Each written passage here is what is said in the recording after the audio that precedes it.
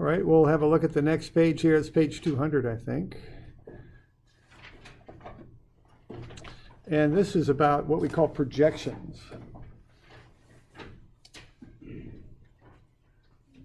So quite often what we are interested in engineering is we're interested in finding how much of a force goes on a given line. Right? So if I were designing this basketball hoop here, the backboard and the rim would have a weight that would act down, but I've got this shaft that's supporting it that's at an angle. So what I would probably do if I were to design that shaft is look at the component of the weight that goes down the shaft. That's called an axial force. And then also look at the component of the weight that's perpendicular to the shaft, which is a shear force. And then I would analyze those things. So what I'm going to do is take that downward weight and project it onto the shaft that's bearing the load. Okay? So let's look in 3 dimensions how we do these projections. I think in 2 dimensions they're pretty straightforward. You just have an angle. You can use a little bit of trigonometry and find a projection. But in 3D it's a little bit of a more involved process. So let's have a look at that. All right. So I have that axial force that acts along the axis of that shaft. If it pulls, that's called tension, that's positive. Or in this case, it's pushing, it's compressing the shaft, it's making it shorter. That's called compression, that's the negative for signs, okay?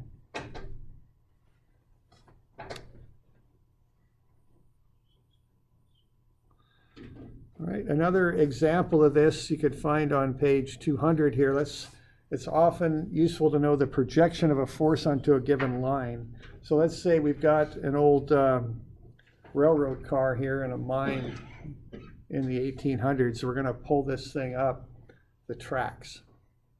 And we're going to use a mule to do it with.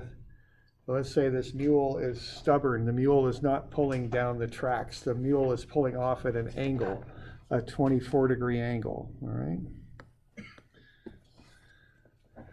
So let's see how much useful force we're getting out of the mule. If the mule pulls with 200 newtons and that angle is 24 degrees, the force of the mule that's parallel to the railroad tracks, which is what I want, that's what's going to pull the car down the tracks, would be F times the cosine of the angle, 200 newtons times the cosine of 24.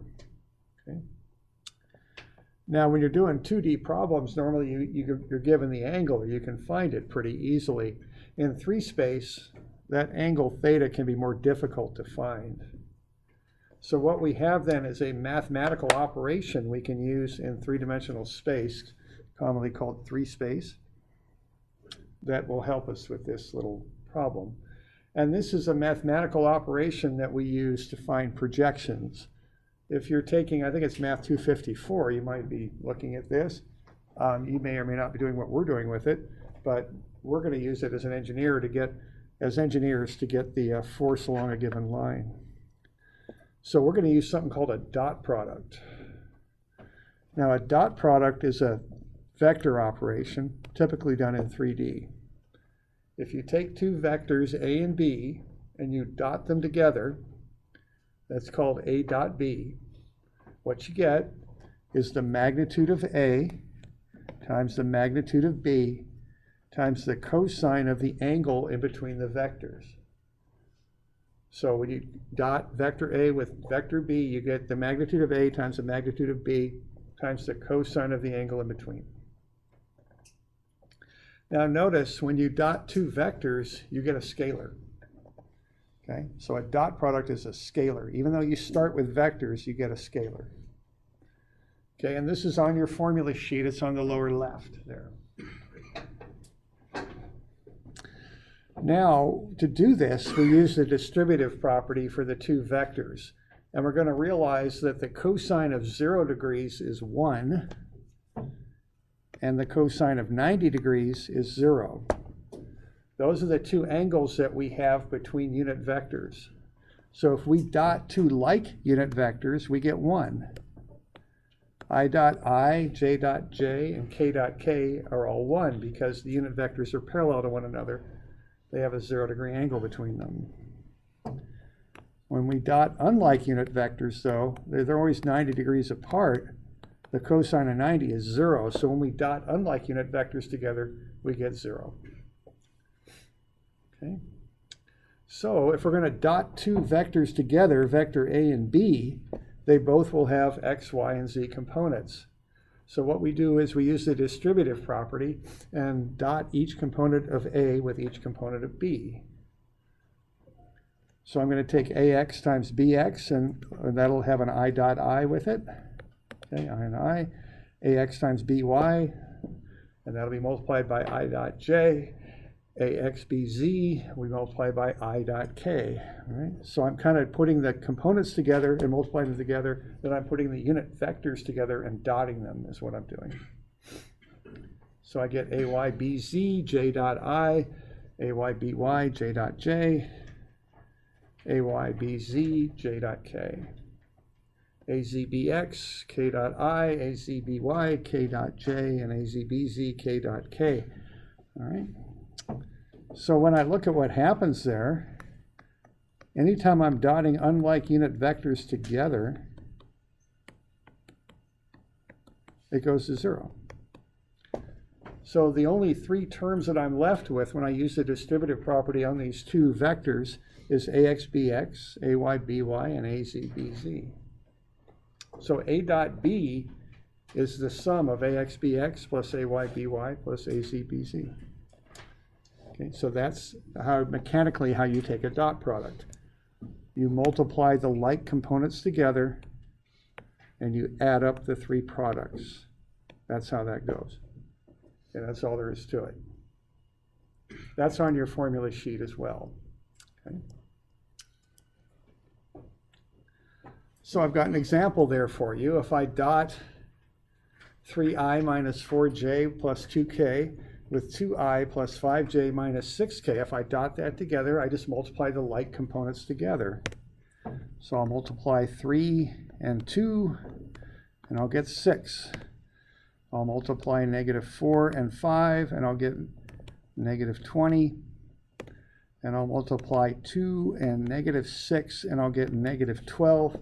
Those are just numbers. They're just magnitudes. I add them up, and for the total, I get -26.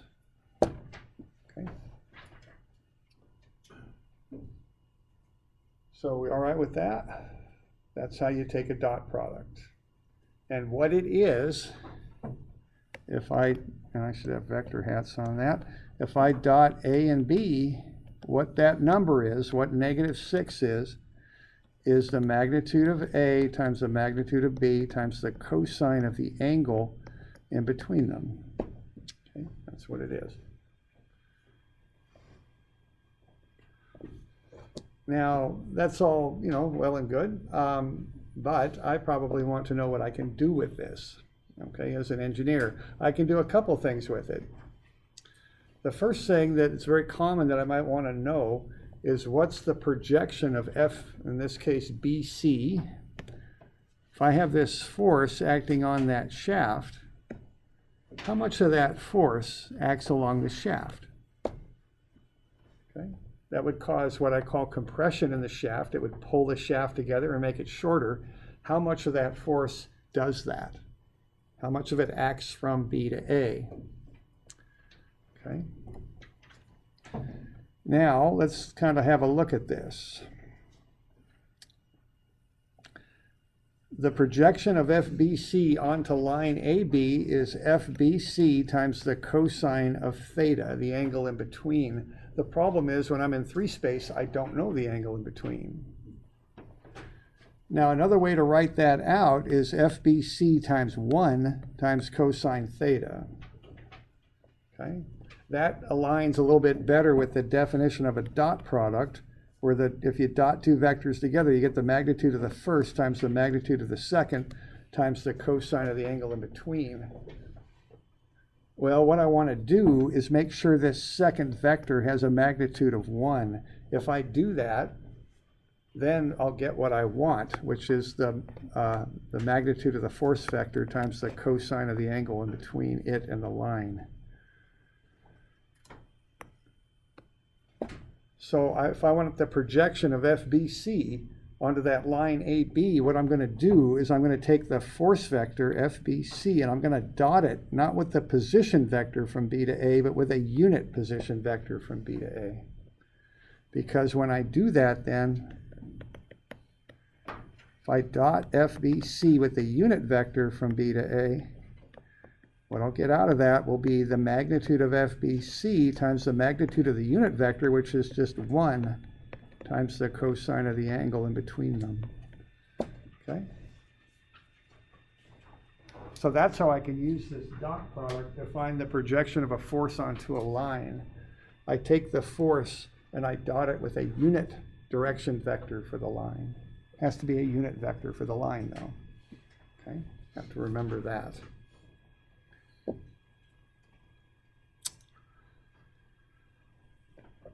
So are we good with that?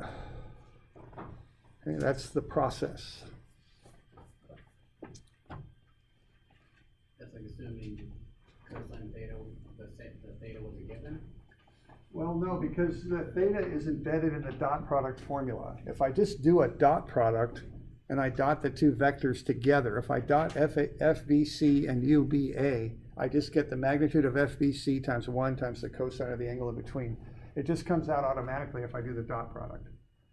So I don't have to know the angle. If I know the two vectors, I can find the unit vector for the line, do the dot product, and I'll get exactly what I want. It just comes out. So I don't have to know the angle between them to start. I just have to know the vectors. Okay.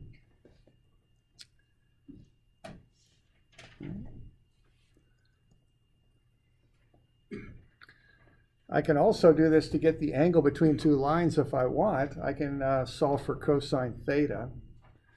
So A dotted with B is AB cosine theta. If I want to solve for cosine theta, it's A dot B over AB. Well, the vector A over A is the unit vector A, and the vector B over B is a unit vector B. So cosine theta is just the dot product of the two unit vectors. Okay.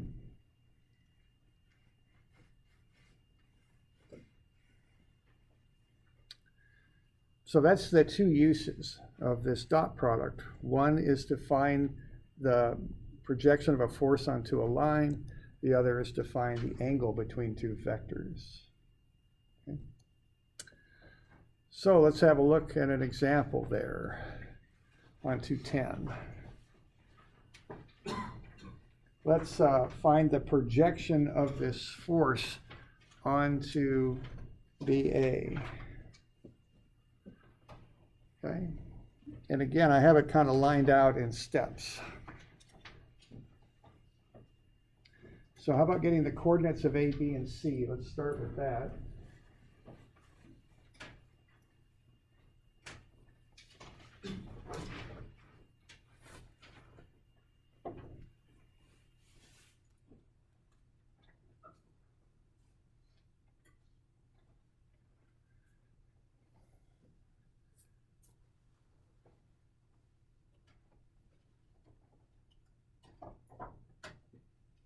So we just want to read those coordinates to get A, B, and C.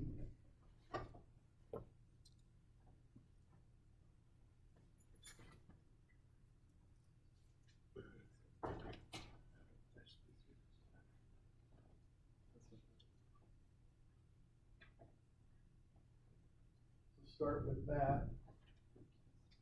But then what you want to do is generate a force vector, because you have those.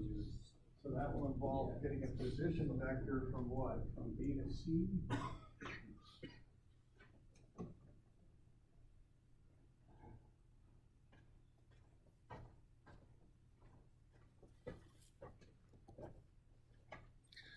So for those positions, for A, that's the origin, 0, 0, 0. B is 4, negative 3, 5. And C is 0, 0, 7. So there's the coordinates. Okay, doing all right with that? Okay, now we want to get a force vector. That's going to go, at least I think that's what we're doing here. Yeah, okay, so we want to get FBC So we're going to do the process that we just went through to find FBC. So you're going to take RC minus RB, get the position vector from B to C, find its magnitude and divide that out to get a unit vector, and then scale that up by the 300 newtons, which is the force.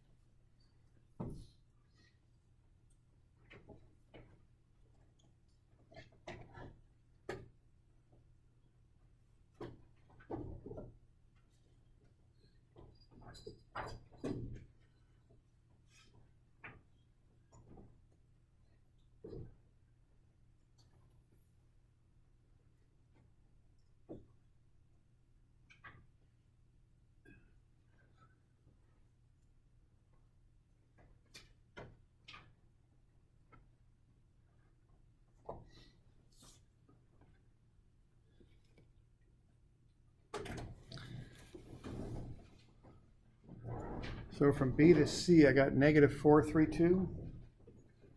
That's how you get from B to C.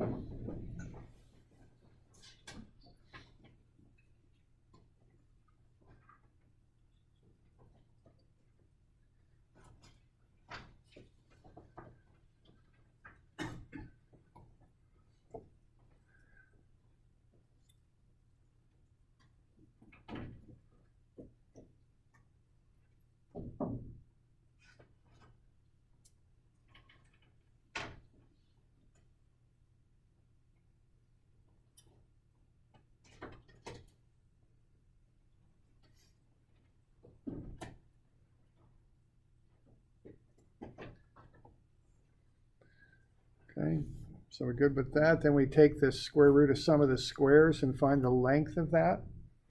That's actually a distance is what you come up with when you do that. That's in meters. So the next thing to do is take the square root of sum of the squares and get the length, and then divide that out.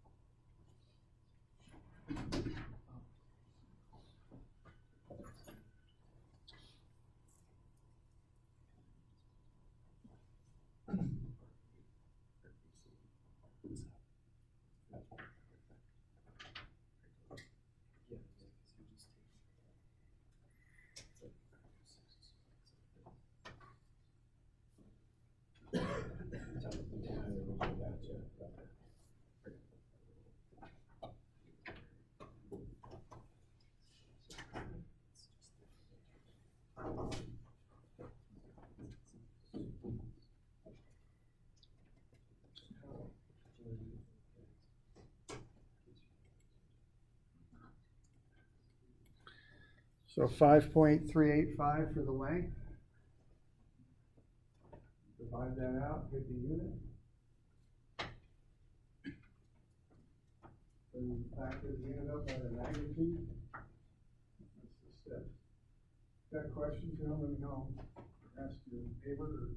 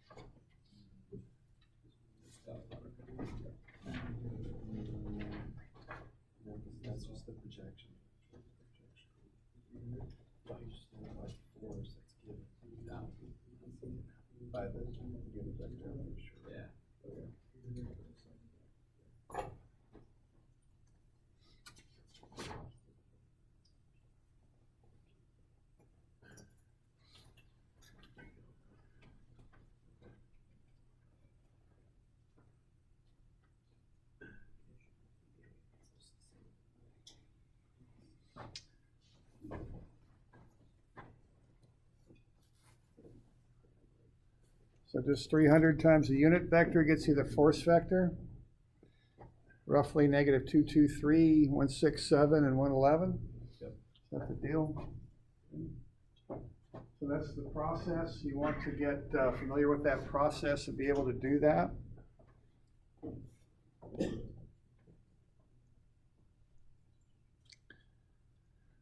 Questions on that? You doing all right? Okay.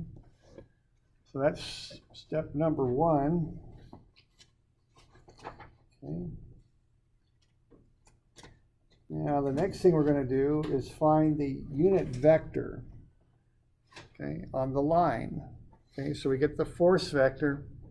The next thing we want to do is find the unit vector that gives us the direction that we're going to project this force onto. So that's kind of the first 2 steps of what we just did. Okay.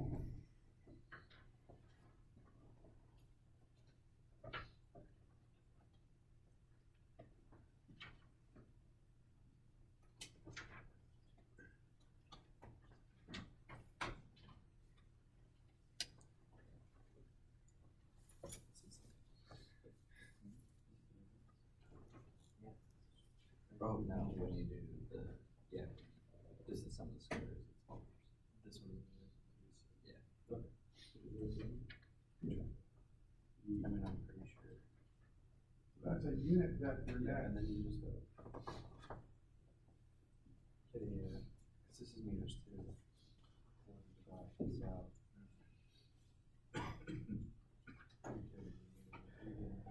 Yes.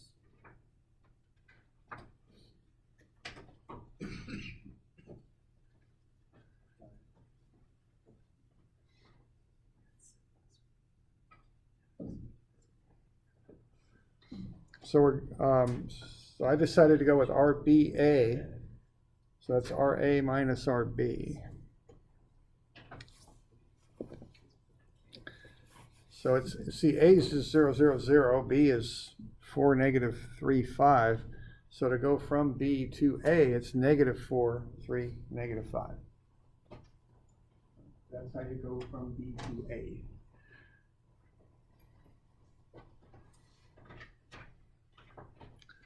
Okay, you just essentially take AB and turn it around and take the negative of it. All right.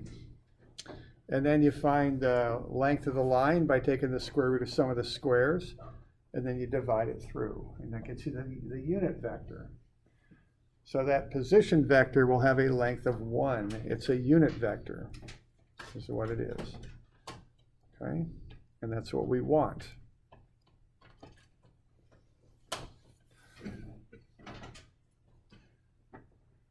So we've done those 2 processes. We found the force vector, and then we find a unit vector for the line. Okay. Now, if you notice, I decided to go with UBA instead of UAB. Anyone know why I might have made that choice?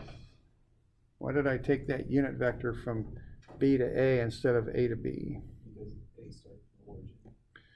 Okay, and where's the force applied at? The force is applied for B. Yeah, right. It's kind of pushing from B towards A. Is that, yeah, that's kind of the deal, right? So that's why I did that. See, if you look at how that force is applied, it's doing this. So that projection of the force will do that. It'll go from B towards A. Okay, that's why I used UBA.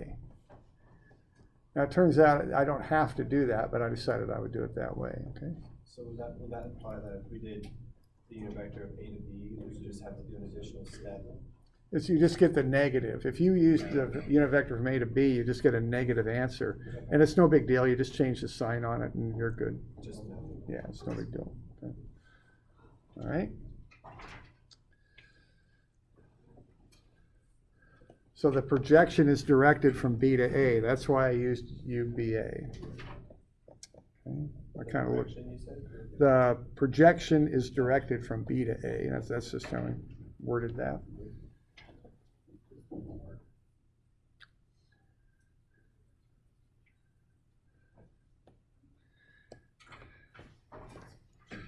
Okay.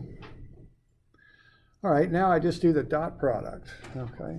So on the next page, I just do the dot. It's gonna dot the two vectors together. That's all I gotta do. And I listed them up top there, and I just plug them into the parentheses and dot them. Now those will get me 3 products. Now I just want to emphasize there's a common error that people make, and I want to call this out. Those are not I, J, and K components. They're not. They're just numbers. They're products. You add them together. They're scalars, okay? Those are not vector components. They're scalars. So you just add those numbers up is all you do. You just multiply the like components together, get the products, and add them up, okay? And you got to be conscientious of the signs when you do this.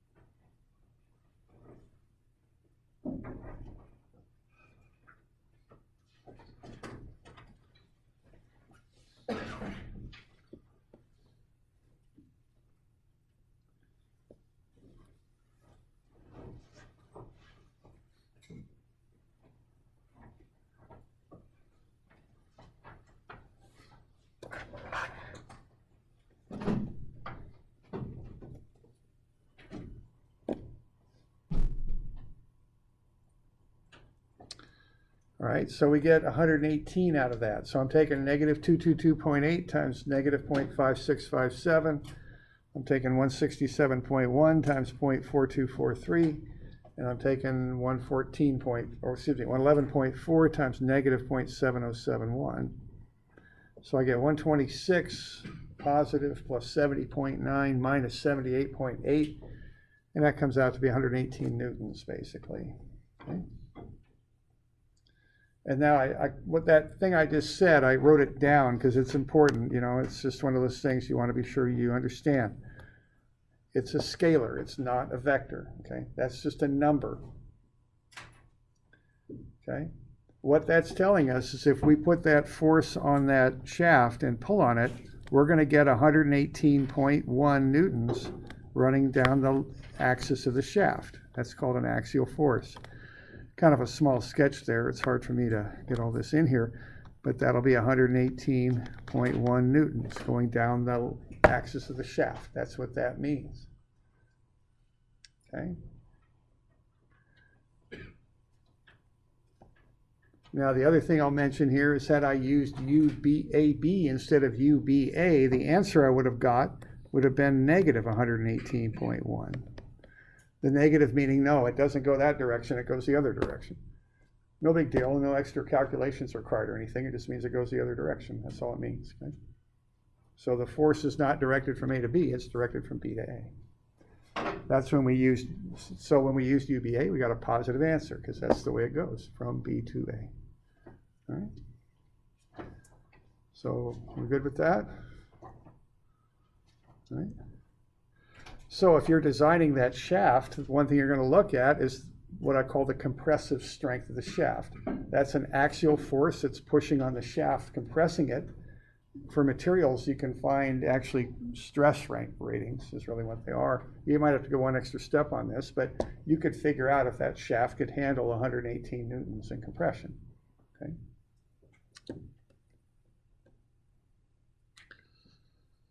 All right. Now let's do a couple extra things. I don't know if I have this listed on the handout, so you might have to put this, you know, on an extra piece of paper on the back or something like that. Or maybe, did I do that? No, I didn't. Okay, so let's do a couple extra things here, just for fun. Let's find that force, that compressive force, and I always struggle to find a nice, neat name for it. What I have here is a subscript that says BC parallel to BA. So that's the force BC that's parallel to the line BA.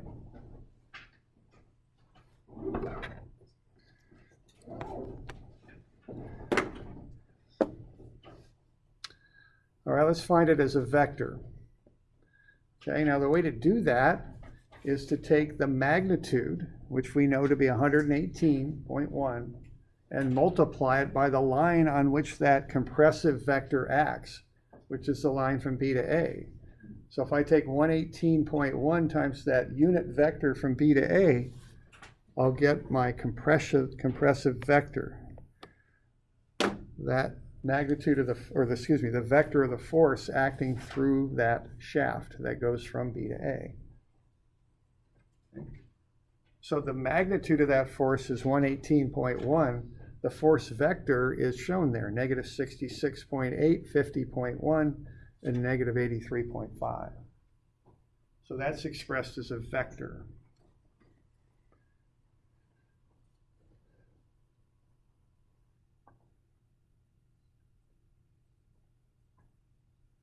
Okay.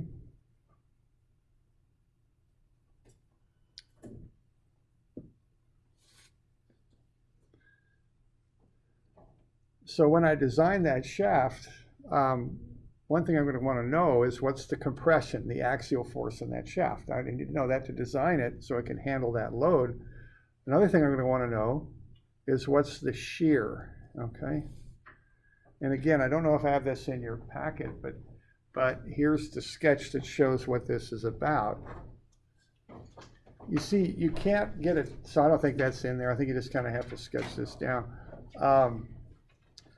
Okay. You can't get a table that shows you every possible angle of force acting on something you're trying to design. So what's done is you break it into the two standard modes. One mode is axial. Okay. It's either tension if it pulls, or in this case it's compression because it pushes AB together. Okay. You can think of that as the atomic bonds in that shaft as being like springs that pushes the springs together or pulls them apart. The other mode is perpendicular to the shaft, and that's called shear. Okay? Shear takes one plane of atoms and tries to slide it across the other. Okay? They're rather different actions. So when you design something, you break up the force in it into an axial force, either tension or compression, and then a force that's perpendicular to that, which we call shear. Those are the two things you design on. So you can look at a material and say the strength in axial is such and such, tension or compression, the strength in shear is such and such.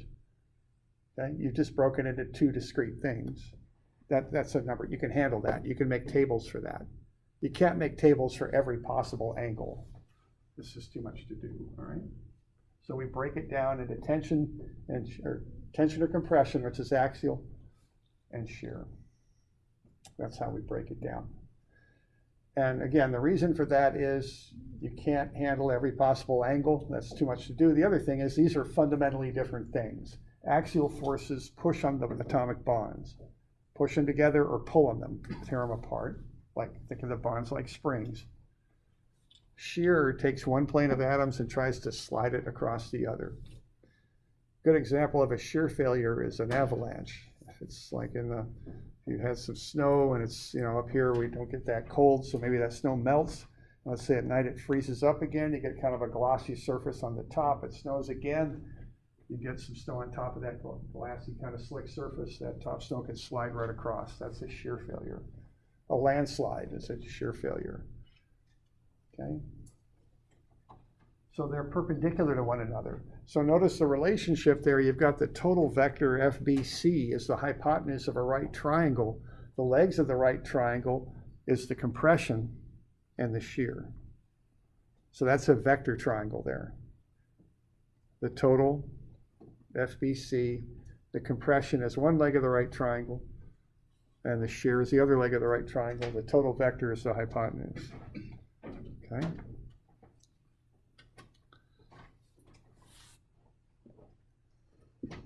We're doing all right with that? Doing okay?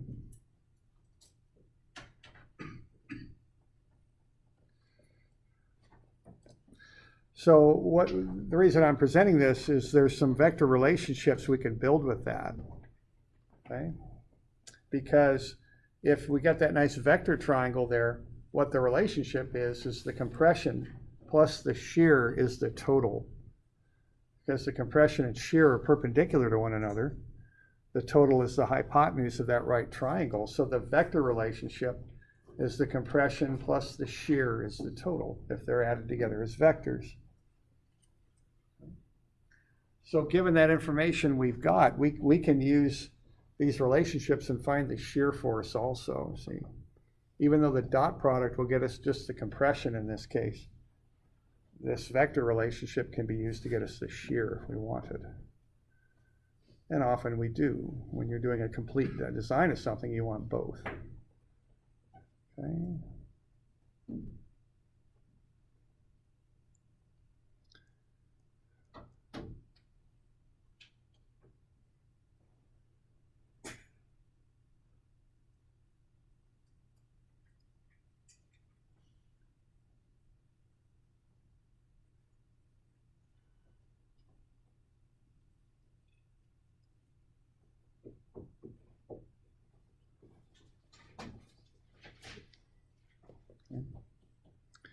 All right, let's see if we can find the shear for this case then. Okay, there's two ways we can do it. If we want it as a vector, we just take that vector relationship that I just had projected there and rearrange it. Because I know FBC and I found the compression vector earlier. So the shear is the total FBC minus the compression vector. So I can take FBC on the top, that's that total vector, that was the first one we found, that force vector. And I can subtract off the compression vector that I found, and what I'll end up with is the shear vector. I can then take the square root of sum of the squares of that and get the shear force. It's 276.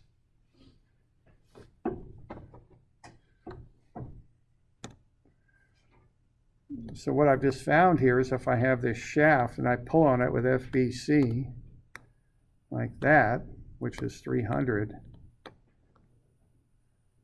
that's 118. And this is 276 basically. Okay, that's what I've got. So again, if I'm designing that shaft, I can design it now. I can look at its axial strength, its strength and compression in this case, and I can look at the shear strength and make sure it's strong enough to do what I want it to do. Okay. That's one way to do it. Now the advantage of this approach here is I get a shear vector. If I want that, I get the total vector for shear. Because see, there's a quicker way to get to the magnitude if you want.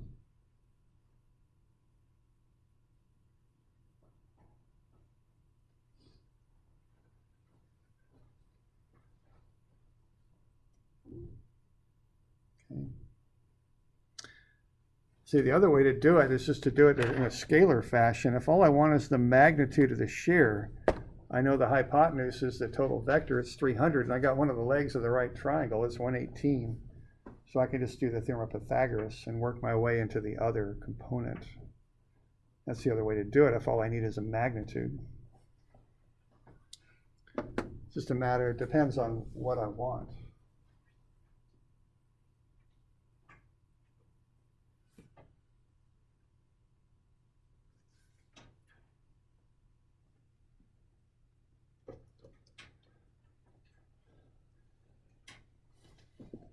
Okay.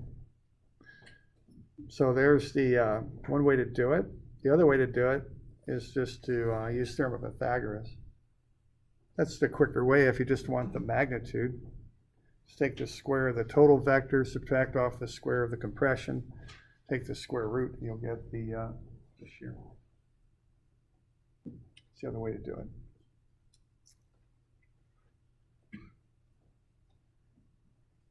Just depends, what you want.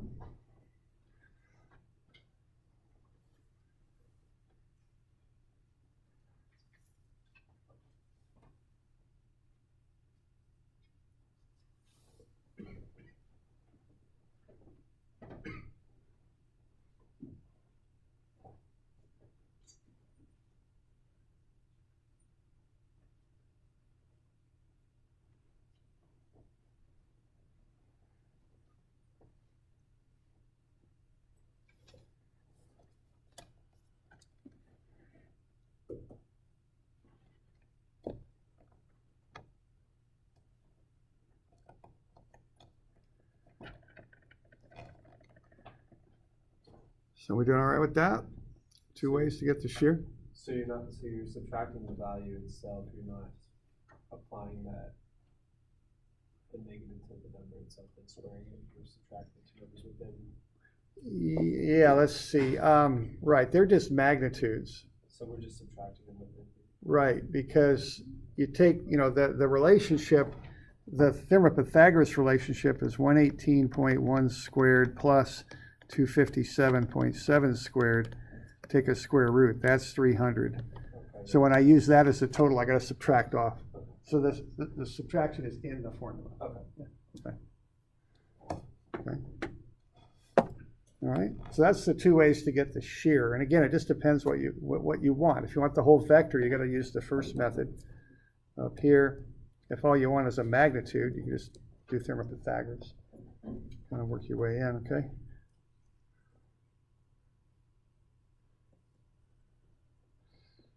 All right. Okay, one more thing here. We good with that? So I don't think this shaft is going to have any secrets after we're done doing all this stuff. We know everything there is to know about this thing. So let's see. Let's find the angle between them. Now, there's lots of ways we could do that, especially now that we have the components. We could, if we really wanted the angle and we have this stuff, we could just do the trigonometry on it, right, and get that angle. But let's say we haven't done this. Let's just say we wanted to find the angle. To get that, the cosine of the angle is the dot product of the unit vectors. And see, we already have the unit vector BC. We got that when we found the force BC, and we already have the unit vector UBA. So I just went ahead and did that again. I mean, we already did that. So that's why I just worked it out for you, okay? So there are the 2 unit vectors. So if we want to find that angle, the cosine of that angle is just the dot product of the 2 unit vectors. So we just dot the unit vectors, find what that is, and do an inverse cosine, and we'll get the angle. Okay.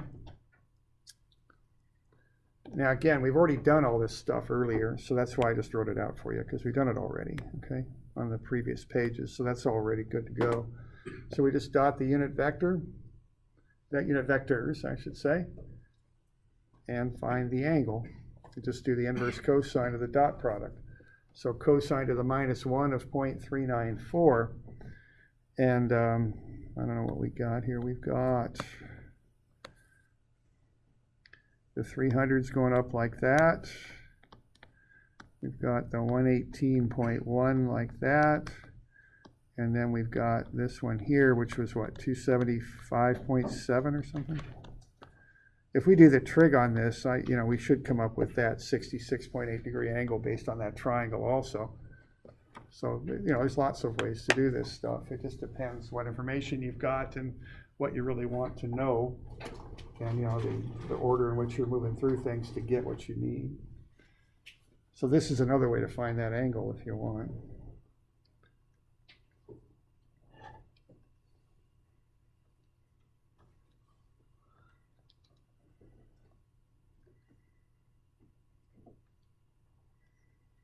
Yeah, 66.8 degrees. Okay. Any way you want to do it is fine. So we're doing all right with that? We got any questions on that?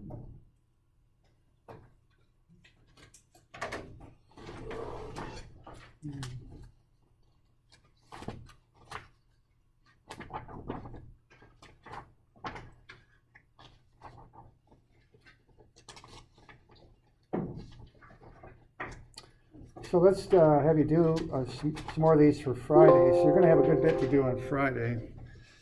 I guess I've got a low battery here too. That's not too good.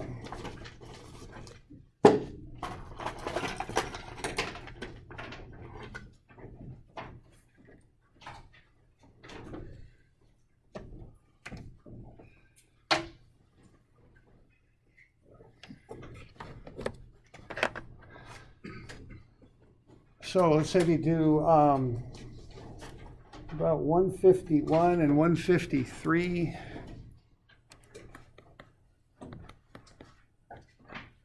And then those are the position vector problems. And then we'll do a couple of these dot products. 162 and 163. These are going to take you a little time. I want to warn you about these, okay? And I already assigned 143, right? So those are due Friday. And that is the 17th, I think. Okay. So that's the list. We'll go over those on Wednesday. Okay. Got any questions on that stuff? You doing all right? Okay. There we go.